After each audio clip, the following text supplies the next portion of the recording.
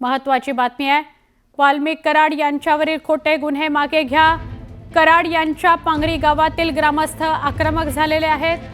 तब्बल 1 तासापासून रस्त्यावर बसून घोषणाबाजी सुरू आहे। दुसरीकडे मारुती मुंडे याचं टॉवरवर चढून आंदोलन सुद्धा सुरू आहे। महिला देखील आक्रमक झालेल्या आहेत। पांगरी गावात आपण माहिती घेतोय, महिला सुद्धा पांगरीच्या आक्रमक झालेल्या आहेत। वाल्मिक कराड यांच्यावरचे खोटे गुन्हे मागे घ्या असा आक्रमक पवित्रा पांगरीकरांनी घेतलाय।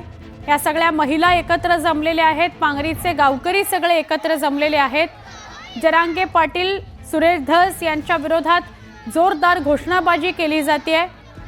पांगरीमध्ये मारुती मुंडे म्हणून एक युवक आहे जो टॉवरवर चढलाय आणि तिथे तो आंदोलनाला बसलाय।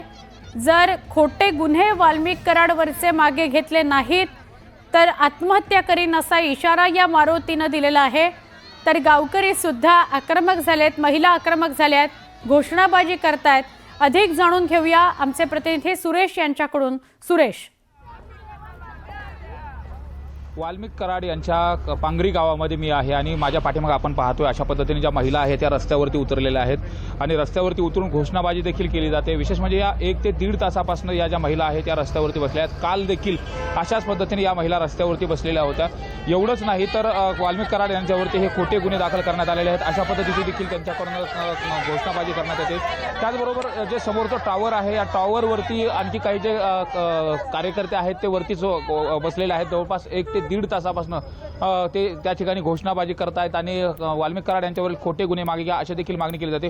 माझ्यासोबत महिला आहेत, मी त्या महिलांना देखील विचारणार आहे काय मागणी आहे तुमची आणि कधीपासून तुम्ही या ठिकाणी बसलात? आम्ही 2 दिवस झाले या ठिकाणी बसला। आम्ही उपाशी तपाशी चुली पेटले नाही। आमचे गोर गरीबाचा माय बाप आहे अण्णा। आमच्या गोर गरीबाच्या लेकी बाळी घरात राहिले असते, सगळ्यांचं चांगलं केलं त्यानं। आमच्या अण्णाला न्याय मिळालाच पाहिजे, खोटे गुन्हे वापस घ्यायलाच पाहिजे। आमच्या अण्णाला न्याय मिळालाच पाहिजे। कधीपर्यंत बसणार आहे तुम्ही इथं?